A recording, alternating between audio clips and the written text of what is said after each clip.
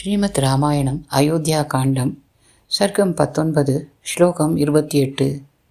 ஜானாதி ராம தவநாம ருச்சிம் மகேஷோ ஜானாதி கௌதம சதி சரண பிராபவம் ஜானாதி தோர்பல பராக்கிரமம் ஈஷச்சாப்போ ஜானாதி அமோக படுபாண கதிம் பயோதிகி. ஸ்ரீராம கருணாமிர்த ஸ்தோத்திரத்தின் வரிகள்தான் இவை. நமது உள்ளுணர்வை தட்டி எழுப்பக்கூடியவை. ராமா, உன் பெயரின் ருச்சி மகேஷனுக்குத்தான் தெரியும். அதனால் தான் வாரணாசியில் ராமராம என ஜெபம் செய்து ஜெயம் கொடுக்கின்றார். முன்பு ஒரு காலத்தில் உன் பாதங்களின் பிரபாவம் அகல்யாவுக்கு விடுதலை தந்ததோ? உனது புஜங்கள் சிவதனுசை ஏந்தி நாணேற்றி முறித்தது. உன் பராக்கிரமத்தை காண்பித்தது. உன் கைகளோ பானம் ஏந்தி கடல் அரசனின் அகங்காரத்தை அழித்து காண்பித்தது. ராமா, உன் நாமம், பாதங்கள், புஜங்கள், கைகள் அனைத்துமே நினைக்க நினைக்க வலி ஊட்டுபவை. அப்படிப்பட்ட ராமன் மிக மிக மென்மையுடன் கையாளுகிறான் சூழ்நிலையை.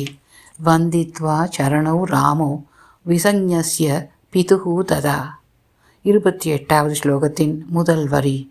கிளம்புகிறேன் தாயே என்று சொன்னவன் பிரியமான தந்தையை அவர் சோகத்தில் விசக்ஞா மூர்ச்சையாகி இருந்த பொழுதிலும் வந்தித்வா சரணோ பாசம் விடவில்லை. கால்களை தொட்டு நமஸ்கரித்தான். அடுத்து அவன் செய்த செயல் புல்லரிக்க வைக்கும் நம்மை. நேற்று வரை அன்பாயிருந்தவள்தான் நம் சிற்றன்னை. இன்றோ அவளது வரங்கள் தவறா அல்லது சரியா? இந்த விவாதம் அவனுள் இல்லை. அவனது உடலின் ஒவ்வொரு அணுவும் அவன் வீரன்தான் என பறைசாற்றிற்று. நான் வீரன்தான், ஆனால் வீரனுக்குரிய க்ஷமா என்னும் பொறுக்கும் தன்மையும் என்னிடம் உண்டு என்று காண்பித்தான். கைகேயாச்சாபி அனார்யாய நிஷ்பபாத மகாத்யுதிகி. குணங்கள் ஒளி வீசுமா என்ன? ஆம், ஒளி வீசும் ராமனிடத்தில். அதனால் தந்தைக்கு பிறகு சிற்றன்னை மாறுதலான சிந்தனை உடையவள்தான் அனார்யாயா. அதனால் என்ன? அவளையும் நிஷ்பபாத விழுந்து முழு மனதுடன் வணங்கினான் ராமன்.